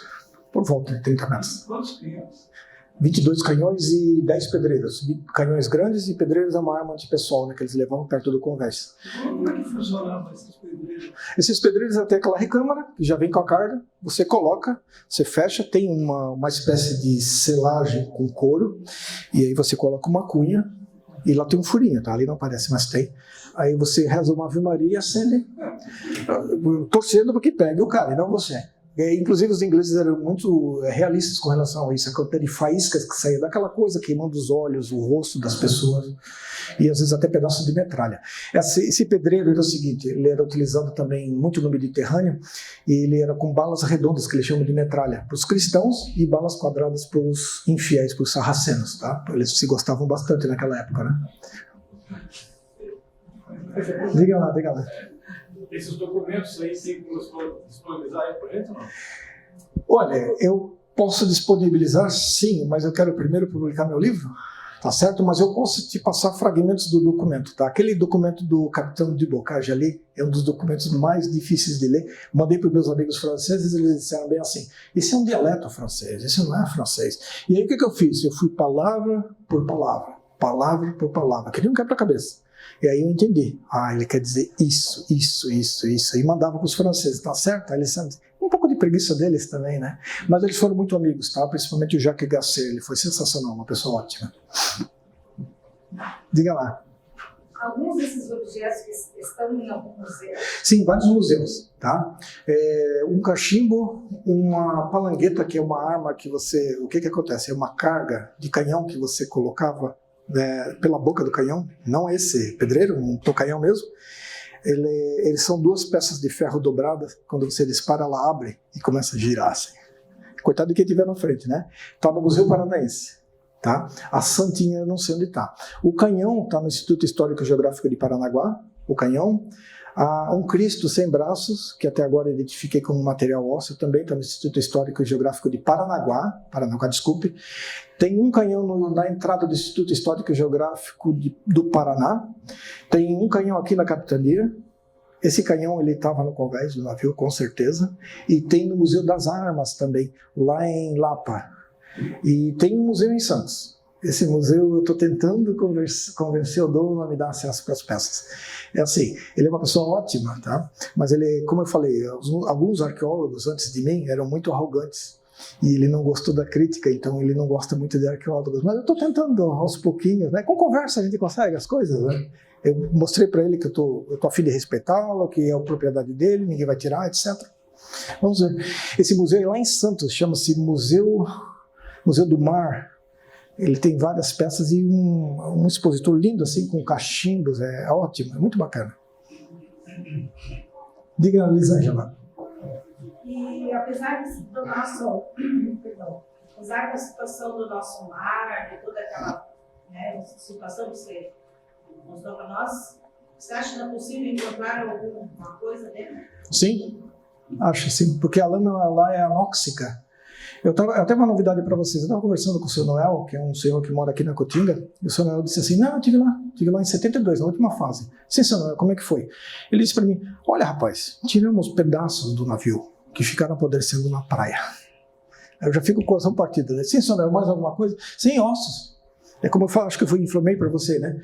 Crânios com o cabelo ainda pegado e com o cabelo comprido. Porque a lâmina é anóxica, ela preserva o material orgânico. Só que assim, eu já trabalhei em cemitério do século XVII, XVIII. Assim que é exposto ao ar, aquilo começa a se dissolver na tua mão. E aí dá uma dor no coração porque você não sabe o que fazer, né? Então por isso que qualquer escavação arqueológica tem que ser feita com cuidado e preparando já que vai achar essas coisas, né? E aí tem que botar a mão no bolso, porque custa caro. Diga lá, Pereira. O que fazer para proteger esse patrimônio? Olha, eu acho que até agora esse naufrágio, a melhor coisa é deixar ele em paz, porque ele está coberto com uma camada de lama, ele tem uma pequena perturbação, que apareceu no sonar ali, que eu acredito que talvez seja o naufrágio, então ele está coberto com uma grossa camada de lama. Então assim, a melhor maneira de preservar é deixar ele em paz, por enquanto, até a gente traçar alguma estratégia para tentar ver mais alguma coisa, mas a minha estratégia no momento, claro, ir mergulhar no naufrágio, se possível tirar uma pequena amostra da madeira para ver com análise de DNA ou de laboratório a origem dessa madeira, tá? E não mais. Por quê? Porque tudo que você mexer, você está estragando. A arqueologia assim, é como um livro que você lê e depois você queima as páginas. Então, para você ir lá, tem que ter uma boa razão. E o que aconteceu? Desde tempos idos, tem sido destruição, só destruição. E assim, não criticando o seu Roberto Lordi, ele não era arqueólogo profissional, então não houve, até agora pelo menos, um registro. Eu queria ter visto um desenho, pelo menos alguma coisa, não houve nada. Tá? Mas aquela história, são visões do passado, não posso acusá-los. É a mesma coisa que a gente ia acusar os romanos. Os romanos eram cruéis, mas aqueles eram os tempos. As pessoas pensavam diferente. Por quê? Porque eles não tinham informação. Hoje em dia nós estamos melhores nesse ponto, nós temos mais informação, então a gente sabe como proteger, a gente sabe o valor da coisa. Tá? Você tinha me perguntado mais alguma coisa? Ah, sim. E assim, eu conversei com alguns caçadores de tesouro. Eu procuro ser amigo de todo mundo, tá? Eu expliquei para eles, etc e tal. E um deles realmente me assustou, porque ele disse assim, vou arrumar uma draga e vou tirar aquele barco de lá. Aí eu disse para ele, bom, se você fizer isso, eu vou falar com o IFAM. Simples, você não pode, eu falei para ele. Não é mais um barco da aventura. Aquele naufrágio, gente, existem 4 ou 5 navios, naufrágios piratas no mundo, e esse é um dos mais importantes. Eu não estou brincando, esse Labuse era um pirata importantíssimo no Caribe. Pergunte para os franceses se vocês encontrarem, você já viu a história do Labuse? Pô, eles ficam loucos. Tá? Então, é um navio pirata importantíssimo, porque a gente tem que entender como é que os piratas viviam. O que a gente conhece dos piratas vem de filme, como eu falei, livros, conversa, muita imaginação, mas nós estamos tratando com gente de verdade aqui. Tá? Aqueles ossos são de pessoas como nós, só que eles pensavam de uma maneira diferente. E a arqueologia é interessante porque a gente consegue ver o comportamento deles, das pessoas, nos objetos que eles deixam. Você quer um exemplo? Quando me formei arqueólogo, na Contábil, no primeiro ano de arqueologia, o que eles me deram para analisar? Uma peça da Grécia Antiga? Ou, sei lá, um navio afundado? Não. Me deram uma lista do lixo de várias pessoas lá naquela cidade onde eu morava, em Porto. Agora analisa o que eles fazem dentro de casa, o que eles comem, quantos filhos têm. Então você começa pelos objetos a fazer a reconstrução da vida da pessoa, do comportamento da pessoa no dia a dia, porque as pessoas são pessoas que têm, vamos dizer, um comportamento padrão às vezes. A arqueologia cria uma investigação policial, tá? E é interessante. Quando os Estados Unidos eles acham o esqueleto de alguém, e se notarem que o esqueleto tiver 100 anos, eles dizem, não é mais com a gente, agora é com os arqueólogos. Porque não tem mais ninguém para se queixar. A gente estuda em contexto. Então é igual uma investigação policial. Diga lá. Aquela área ali, ela tem um tráfego bastante intenso. Bastante intenso, é. Tem embarcações miúdas passando ali todo o tempo. É um ponto de pesqueiro, a ponta da cruz, por ser uma região cheia de rochas. Os barcos lançam os seus termos ali para fazer as pescarias. Certo. E ali também teve o efeito da dragagem que foi feita nesse canal ao longo de todos esses anos. Né? Eu sei. Como é que se determina, é só com estudo ou por batimetria você determina quando tem vilão para proteger a embarcação? O que a gente faz normalmente é fazer uma pequena seção no lugar. Normalmente a gente usa uma sonda, tipo um cano. A gente vai tirando, já viram o pessoal explorando na Antártida os gelos, quando eles tiram os gelos de várias eras? A gente faz pequenas sondas assim, sondagens. A gente passa um magnetômetro para ver se tem a presença de ferro ou algum metal, tipo canhão. Tá, inclusive tesouro, infelizmente não gosto da palavra, mas sim. E a gente primeiro tem acesso com o sonar de varredura lateral se tem alguma coisa fora da lama. Então tem alguma coisa. Se não tiver, que é o caso, que eu acredito que seja o caso, a gente vai fazer essas pequenas sondagens e cada sondagem você marca no mapa. E depois você une esses pontos, são mais de 1.000, 2.000, e aí você começa a ter uma noção do que é realmente que está ali embaixo. Então, em tal lugar vai aparecer, às vezes na sonda você usa, como os práticos usam aquele chumbo com sabão na ponta para ver o tipo de extensa no fundo. Nas sondas a gente também tem a mesma coisa. Se bater numa madeira, vem um pedacinho de madeira. Se bater numa pedra, vai marcar de tal forma. É tudo uma técnica, pessoal. Tá? Antes de partir para, vamos dizer, para a ação mesmo, né? De ir lá dragar e tal, isso aí você tem que ter uma boa razão para fazer isso, porque a gente tem que guardar esse naufrágio para as futuras gerações, que nesse menino ali, um dia ele vai dizer assim, por que vocês não guardaram o naufrágio? Essa é a responsabilidade que a gente tem. Então a informação é isso, eu estou passando aqui para vocês entenderem o que é o naufrágio mesmo e qual a melhor estratégia de preservação. No momento é deixar em paz e depois fazer um time de arqueólogos. Porque sozinho uma andorinha não faz verão, então tem que ter um time de arqueólogos e eles vão fazer uma reunião e dizer, olha, vale a pena a gente explorar tal parte do naufrágio que a gente fez a sondagem, só para ver o que tem? Por exemplo, esse navio tem uma figura de proa, teria uma figura de proa, talvez estivesse lá, não sei, ou digamos 100 piratas morreram lá dentro. E também é um túmulo, a gente tem que respeitar também, porque é o sepultamento de 100 pessoas. Outra coisa importante, não é só o naufrágio pirata, a Ilha da Cotinga também. A Ilha da Cotinga foi o lugar onde ficaram alguns piratas e aquele jovem negro que estava lá. Ele era um pirata que também ele foi capturado depois de 13 anos. O que aquele rapaz fez? Ele ficou escondido, de alguma maneira ele deu um jeito de se ocultar, viveu e ficou ali até uma hora quando ele apareceu para os mergulhadores do João de Araújo, perguntaram alguma coisa em português e ele não soube falar. Porque ele pode ter sido uma pessoa que falava algum dialeto da África Ocidental, pode ser uma pessoa do Caribe, pode ser uma pessoa da Martinica, pode ser uma pessoa da Jamaica. Né? Quem seria essa pessoa? E na Ilha da Cotinga tem alguns sinais, eu acho interessante, só que o pessoal vê aquilo e diz assim, tesouro. E eu já vi gente ali mexendo, e eu acho isso um pouco desconfortável, porque a Cotinga também é um sítio arqueológico, não só pela... E também não é um sítio importante, é um lugar importante para os índios. Eu acho assim, essas coisas são muito delicadas. Se você não sabe mexer, não mexa. Deixe em paz que as próximas gerações podem fazer alguma coisa melhor. Diga lá. O porto está ali bem do ladinho, que tipo de ajuda o porto faz para cuidar daquele local? Olha, eu não conheço, mas a melhor ajuda que o porto pode fazer é, por favor, não estendam suas obras naquela direção. Não dinamitem pedras, tá? Por favor, não é uma crítica, tá, pessoal? É um fato. Você não pode estar fazendo explosão submarina. Lá em São Francisco, onde eu moro, tem um problema. O pessoal, por exemplo, está fazendo um terminal de gás e estão explodindo pedras. O que tem aparecido de peixe morto na praia? É triste, né? Agora imagine um naufrágio desse. O nome já diz frágil, né? Queria perguntar uma coisa? Esse navio hoje é de quem? No caso? Esse navio ele é propriedade da União. Ele é propriedade da União. A Capitania dos Portos e o IFAM tem a obrigação de estar velando pela preservação dele. O que acontece? Eu não estou criticando nenhum dos dois, é que falta realmente recursos. E assim, interesse. Bom, imagine, na cabeça das pessoas, depois de verem uma exposição delas, dizem, não tem quase nada lá. Só que a arqueologia não existe insignificância, tá? Pode ter alguma coisa ainda assim. Tá? Eu fico com o coração partido, que eu sei que boa parte dele foi destruído, mas eu sei que alguma coisa pode estar lá ainda. E isso é muito importante. Vou dar um exemplo, porque em arqueologia não existem insignificâncias.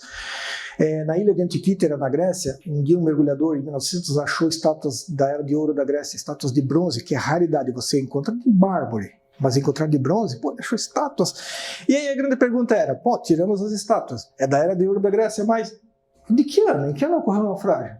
Bom, ninguém sabia dizer, porque o barco tinha sido dissolvido. Até que um dia o Jacques Cousteau, aquele famoso explorador, foi lá. Ele estava usando justamente uma coisa parecida, tipo um sugador debaixo d'água, como um aspirador gigante de lama. Eles acharam um pedacinho de metal assim, enferrujado, escuro. Guardaram num canto, limparam. Descobriram que era uma pilha de moedas da cidade de Pérgamo, cerca do ano de 80, recém-cunhadas. Isso ajudou a datar o naufrágio por volta do ano 80 a.C. Viu? Simples. O livro que você está escrevendo, ele deve ser um agente propulsor para que motive a preservação e a pesquisa, né? E seria muito salutar se esse livro pudesse trazer essa necessidade de educação para a comunidade local, e não para que o próprio povo paranaguara proteja o seu sítio. Exato, perfeito. Gente, esse naufrágio não é meu, é de vocês todos. A União administra em nosso nome, é simples, é isso só. Tá? O IFAM administra em nosso nome. Então, assim, cada um tem responsabilidade. Poxa, um pedacinho dele, vamos dizer, 0,001% me pertence, mas me pertence. Entende? E veja bem, a gente tem um certo conhecimento técnico. Tá? Então, assim, eu tenho esse conhecimento, eu não posso passar, seria um crime, entende? Então eu não vim aqui procurando fama, ouro, qualquer coisa. Eu realmente amo esse naufrágio, amo muito, tá? E gostaria de ver ele preservado, ou pelo menos deixado em paz. Tá? É chato ter que ouvir histórias de cara que vai lá na Caatinga, mexe, ou que quer dinamitar o naufrágio, ou dragar o naufrágio. É complicado isso. Tá? As pessoas fazem isso, eles não fazem por mal, eu não chamo eles de mal, o que eles fazem é mal. Só que assim, eles são movidos por uma coisa chamada ignorância, eles não sabem bem o que estão fazendo. Por quê? Porque às vezes lê um livro, lê um filme e acha que um naufrágio pirata é um cofre que tem tesouro. Bom, obviamente, quem não gostaria de ter um tesouro? Eu também, mas não desse modo, né? Uma maneira, talvez, de preservar essa memória é saber em que condições ele está hoje, né? A estrutura do navio. Perfeito. E se tiver alguma tecnologia de como mapear isso, e, por exemplo, fazer uma maquete de como ele está no fundo do mar para servir de um objeto visível. Que nós possamos conhecer essa história. Tem como fazer isso? Tem como fazer em 3D, sim. É possível. Você pega os dados, lembra daquele que eu falei das sondas? Você vai sondando, você vai vendo o que pode ter aqui, uma caverna do navio, uma quilha do navio, uma sobrequilha do navio. Só que assim, para ter uma imagem perfeita, você tem que escavar. É fato, tá? Eu me lembro do Golfo do México, no navio Labelle, eu acho, Labelle. Eles estavam tentando fazer uma exploração, era igual aqui. Uma lama, era só um mergulhador se prendendo e engatando na mangueira do ar do outro. Aí eles pensaram, quer saber de uma coisa? Eles fecharam com uma espécie de muro de metal, tudo. Claro que esse lugar aqui não permite isso, tá?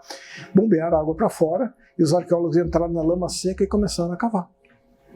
Mas imagine o dinheiro para fazer isso. Aqui, inclusive, eu acho que não é possível pelas correntes, pelo rio Itiberê, né, pelo que tem ali, mas veja bem, o fato de a gente não poder ter essa imagem perfeita em 3D não quer dizer que a gente não possa tentar, né? A gente tem que tentar. O negócio nosso é tentar, né? Sempre, sempre. Você tem a perspectiva científica e financeira através do CNPq ou de um conjunto de universidades que unisse realmente antropólogos que pudessem ter recursos para essa pesquisa no futuro? Todo arqueólogo é antropólogo, tá? Então, por exemplo, eu posso estar também junto com os antropólogos. Desculpa, eu falei... Não tem problema, não tem problema, eu entendo. Realmente é meio complicado, eu sei. Arqueólogos são uma raça complicada, tá? Eu falo por eles, tá? Esses dias teve um que começou a me falar um monte de coisa, eu pensei, não é possível ele estar falando isso, se gabando, porque eu sou doutor, porque eu sou não sei o quê. Aí, o que acontece? Vamos lá. Mas vamos lá. As pessoas não amam aquilo que elas não conhecem. Então, para você justamente pegar essas pessoas e fazer elas se mexerem, você tem que fazer um trabalho muito bem feito, é o que eu estou tentando fazer aqui. Já entreguei para a Marinha esse trabalho, já entreguei para o IFAM esse trabalho, já entreguei para outras pessoas esse trabalho. Dessas 4 ou 5 pessoas-chave que eu entreguei, alguns simplesmente me ignoraram. Lista. Eu gostei disso. Quer dizer, você tem que ter os contatos certos, né? E veja bem, se eles vão investir algum recurso, porque dinheiro hoje em dia é complicado, tem coisas mais importantes, eu entendo, os vivos são mais importantes que os mortos, mas a cultura também é importante. Então, se eles vão investir um bom dinheiro nisso, tem que ser por uma boa razão. E como é que o cara pode achar que isso vale a pena? É conhecendo, é amando isso.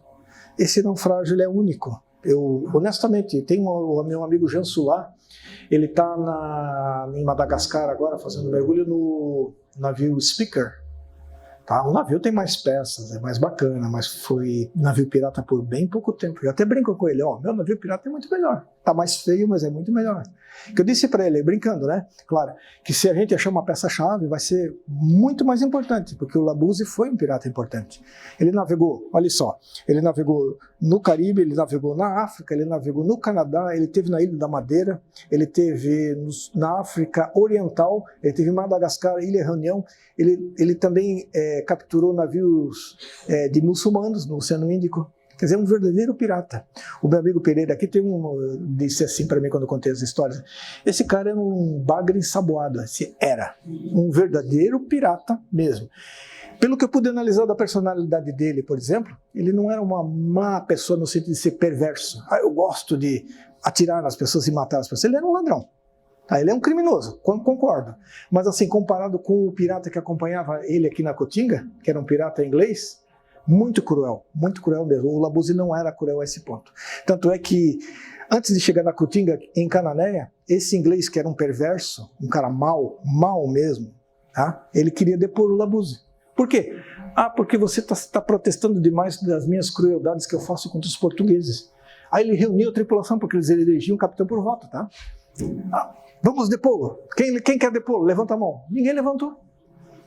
Esse pirata inglês, ele pode ter morrido aqui também. Tá? Então é uma história rica, eu só passei um pouquinho... a minha mulher está dando time out. Então, assim... essa história é tão complexa, tem tanto mais informações, eu não passei nem metade do que está aqui, tá? Mas para você dar um gostinho, né? Tá bom? É uma propaganda do livro, tá bom? Obrigado, tá, pessoal?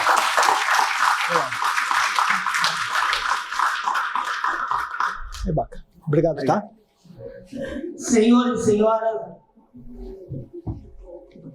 temos a certeza de que a nossa noite foi ganha pela profundidade das informações, pela riqueza dos detalhes. Saímos daqui, pelo menos essa é a minha impressão, de alma lavada. Muito obrigado pela sua gentileza, pela delicadeza sua, da sua esposa, em vir nos brindar com essas informações. Obrigado. Eu volto a dizer, Paranaguá tem história, e muita história. E em reconhecimento aos palestrantes aqui que nos brindaram hoje à noite, serão entregues pela Letícia e pelo presidente do Clube Literário 2 diplomas em nome de Paranaguá, ouso dizer, de Paranaguá. É um mimo não muito importante diante do que vocês já receberam, mas leve em seu coração esse nosso carinho. Por favor, Almir.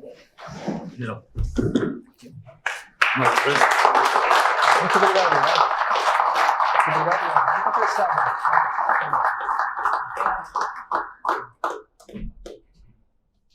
Gostaria de ler para vocês o que diz aqui no diploma. A diretoria do Clube Literário, em nome de seus associados, confere à escritora doutora Gláucia Galvão, que lançou na presente data sua obra intitulada Arabescos do Viver, que nos remete às origens culturais nos 150 anos da Fundação. Saudações literárias.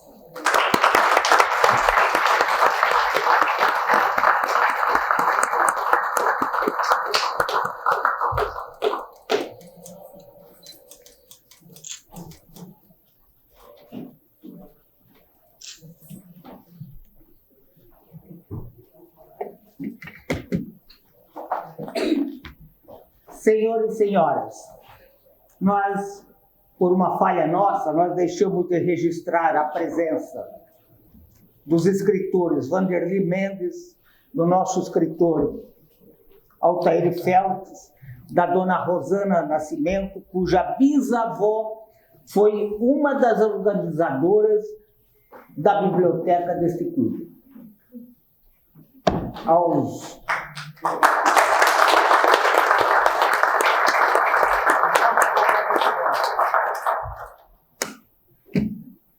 Por favor. Em nome do Clube Literário, nossos diretores, a gente agradece a presença mais uma vez, né? E dizer a vocês que a gente não vai parar. Agradecer aqui ao Geraldo, agradecer ao Glaucio, agradecer a Letícia, em nome da Diretoria de Cultura, que está fazendo um belo trabalho, e principalmente a vocês pela presença. Contamos com vocês em novos eventos, que vão ter todos os meses, né, Ivan? Obrigado. Hein?